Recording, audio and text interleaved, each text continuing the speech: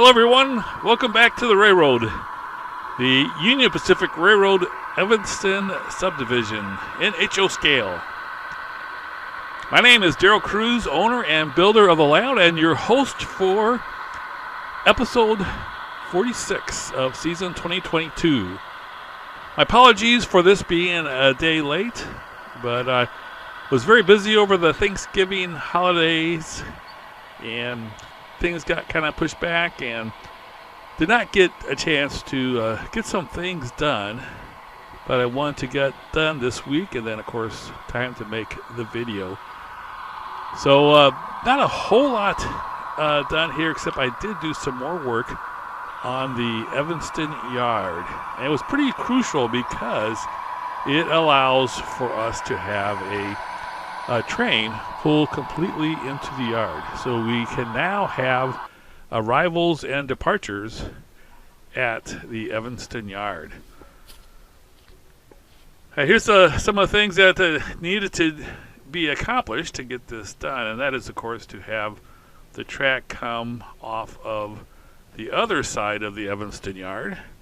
And you can see there was a turnout installed on the main line to have the trains be able to run into the Evanston Yard at this end. And I also needed to figure out, of course, where all the turnouts were going to be. Now, this particular throat of the Evanston Yard, this is on the west end of the yard. It's on a curve, so we're going to be using pretty much curved turnouts exclusively. I did use my CAD drawing to kind of map out how this was all going to fit together. I used the template for Fast Track's 50-35 radius curved turnouts. Before I put the cork roadbed down, I needed to make sure that I had everything all kind of laid out the way it was going to go. Now, what I'm kind of showing you right here is where the engine facility is going to be.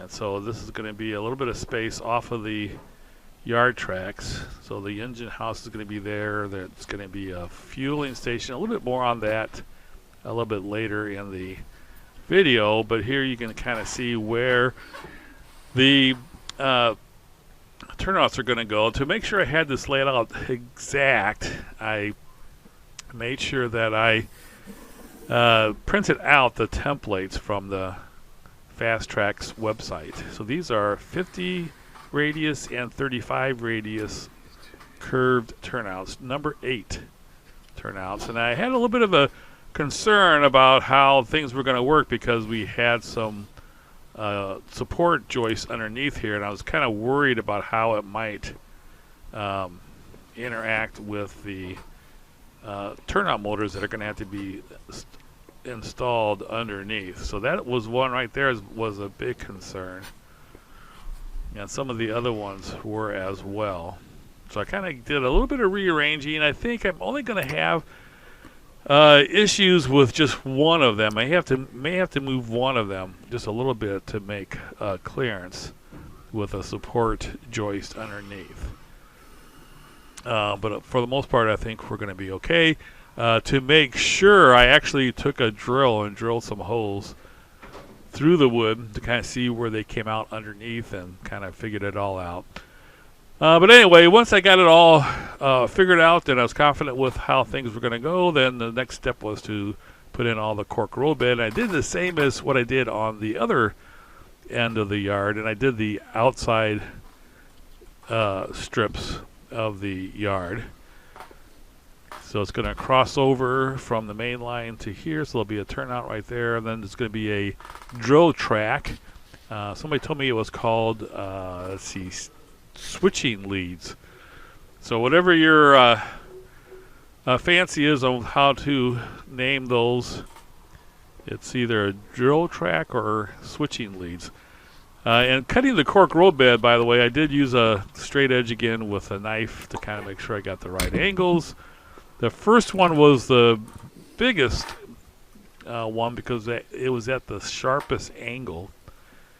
So even after I cut it, I had to kind of trim it some more. I trimmed it actually twice and then fit it in there to make sure that there was room. But where the two edges separate first, I had to kind of make sure I had a nice long skinny piece there. And I still had a little bit of room there, but I took some of the pieces that I had cut out. I'm just going to fill those in, so we should be good. After this first one, the rest of them were pretty easy. Not here, that's not near as sharp to cut the rest of the cork roll bed to fit in the space there where they come together. All right, here we have all the cork roll bed down, and I again put the templates back on top just to double check to make sure everything was where it was supposed to be. And then using that, I went ahead and cut some track that will go between the two turnouts to go from the main line to the yard track. And then I laid out exactly where the turnout's going to be here. This is not a curved turnout. This is just a regular number 8. Notice I have a train going by. I usually run trains while I'm working, just to kind of keep things interesting. Here you can see the fast tracks turnouts. I do drill holes and then nail them down. You can see I have a spike on almost every single one, so they're held down pretty tightly. I don't really glue them to the ties. Usually they're in good shape until I ballast the track, and then the ballast glue will actually hold the rails in place.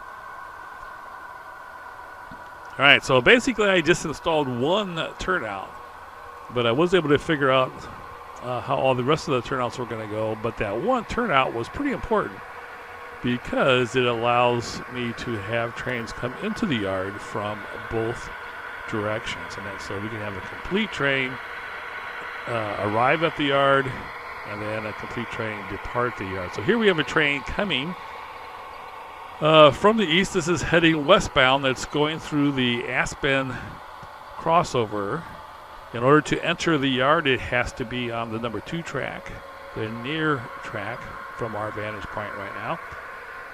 So in order to do that, it will need to cross over at the Aspen control point, so that when it gets to Evanston, which is the next control point, it will be able to go ahead and take the turnout to go into the Evanston yard. So here we have a manifest train that is coming from Green River. It's already been through West Vaco and through Granger, and now it's going through the Aspen control point. This is on the second level here, and it then also goes through the Aspen tunnels. The Aspen tunnels are just outside of Evanston.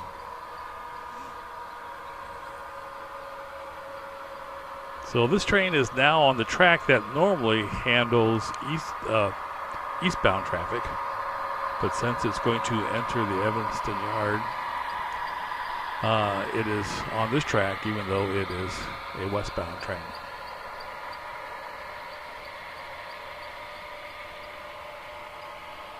Trains coming from the other direction won't have to do this because they will already be on the correct track to enter the yard. This train does have a mid-train helper, or a DPU I should say.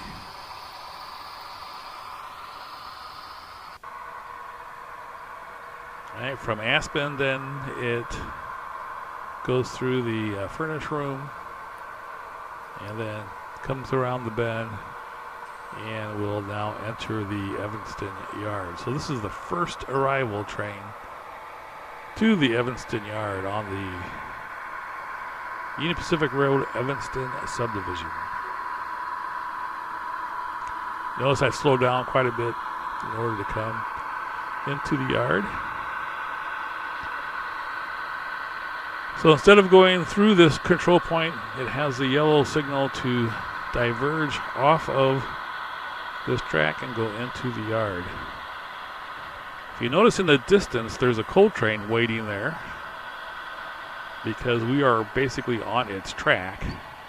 So the dispatcher had to have the coal train come to a stop at the Evanston control point while it waited for this manifest train to enter the yard.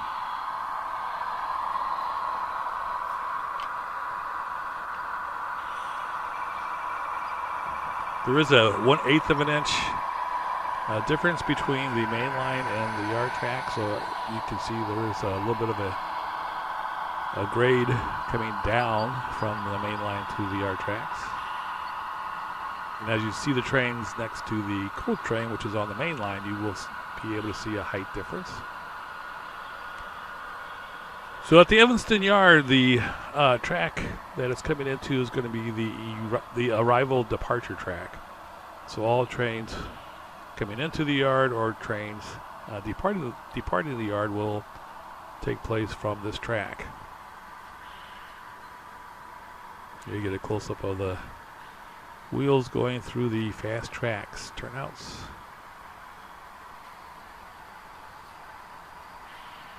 And you can also kind of see the grade coming down. It's about a 1.5% grade.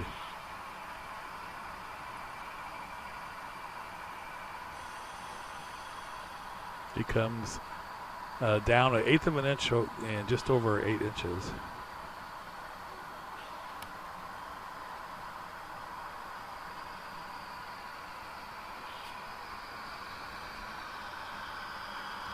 Normally we won't have trains with DPU unit DPUs coming into the yard. For the Evanston Yard, we will have locals that will originate from the yard in both directions, and then there will also be locals that will terminate at the yard from both directions. So there basically will be 5 trains. Excuse me. There will be basically 4 locals that will be coming into and departing from the Evanston Yard. And then in addition to that, there will also be a manifest train that will arrive at the yard. But it won't terminate. It will arrive and it will have a chance for the engines to refuel and for there to be a crew change, and then the yard crew will be able to add cars to the train and also drop off cars from the train, but the train will not be completely broken down. And once that is all done, the engines will be reconnected to the train and it will depart. Now, I could have pulled further. I'd have to add some more track, but you can see when I pulled up to that point, the train is completely in the yard, although it didn't quite clear this switch at the beginning of the yard throat. So the arriving and departing trains may not completely fit into the arrival departure. You can see the turnout being thrown. Won't completely fit into the arrival departure track, but with the switching leads, there will be no problem handling trains that are a little bit longer than the arrival departure track. The locals will probably have no problem fitting in the arrival departure track. All right, with the manifest train in the yard and the main line clear, dispatcher then throws the turnout, which you saw, and the coal train can now complete its journey, carrying empties from Nevada back to Wyoming coal mines.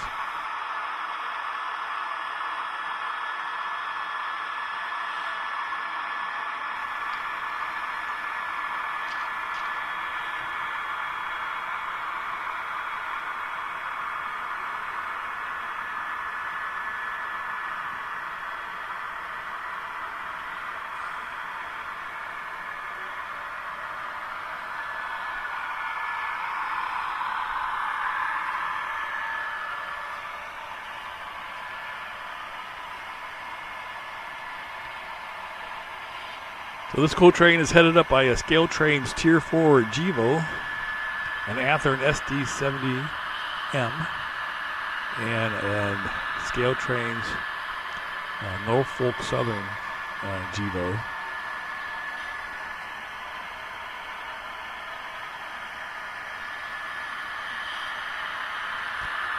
And the train is made up mostly of Rapido auto flood hoppers.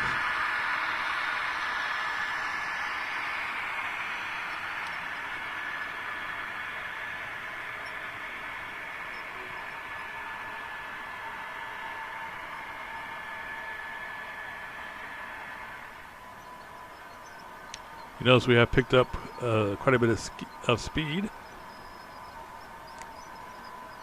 In addition to the auto floods, we do have some bathtub hoppers. Actually, they're bathtub gondolas. I still have some Athearn bathtub gondolas available for sale. Make sure you check the link in the description if you want to pick up some. I'm having a Black Friday, Cyber Monday sale. Everything's 25% off. So there's a few left if you want to pick them up at a steal price. Make sure you check out the link in the descriptions. The sale will end today, so don't delay. The end of train DPU is a Athearn SD90.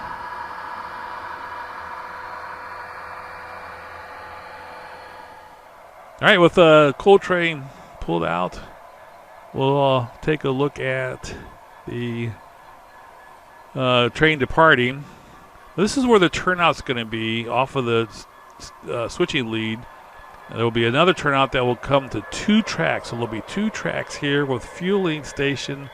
The tracks will curve around, and then there will be an engine house here and some more service facilities. So there's going to be a nice little bit of engine facilities there, and then there's going to be a car shops, a turnout here, and then 1, maybe 2 tracks, and a little shop there for making car repairs.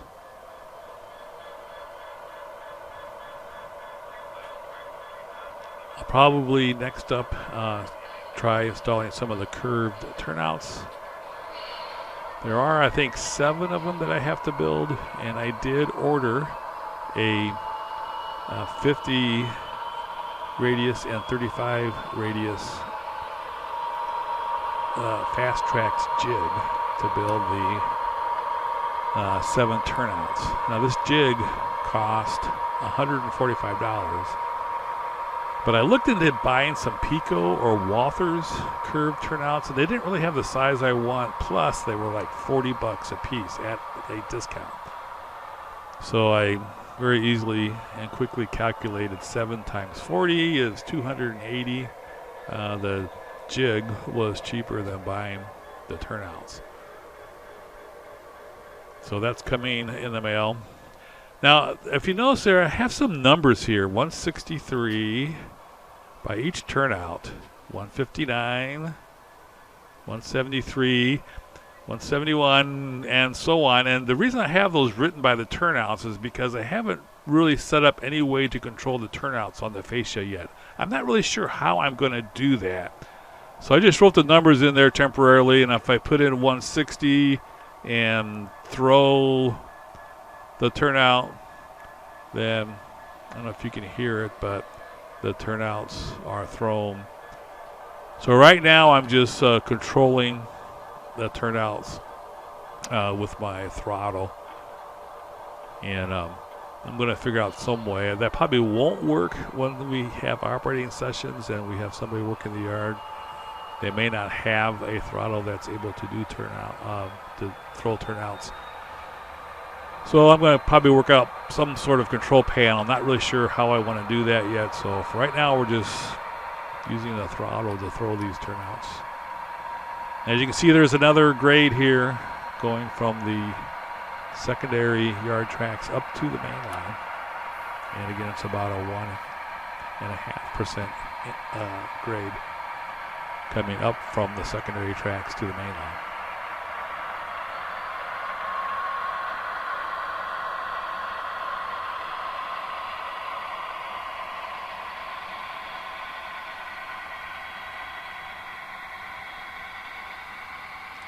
This train was headed up by a couple of Athearns, a Gevo and an SD70M. These are some Atlas cryogenic reefers and some Athearn coal cars and covered hoppers, it looks like.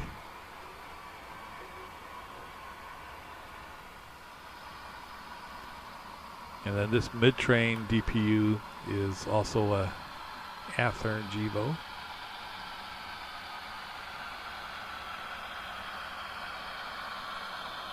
Still need to do a little bit of evening out of the grade.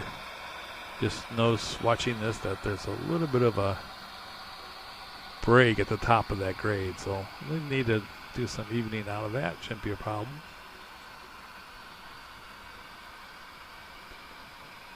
So we've had our first arrival into the Evanston Yard, and the same train now is making its departure. So a little bit of operations.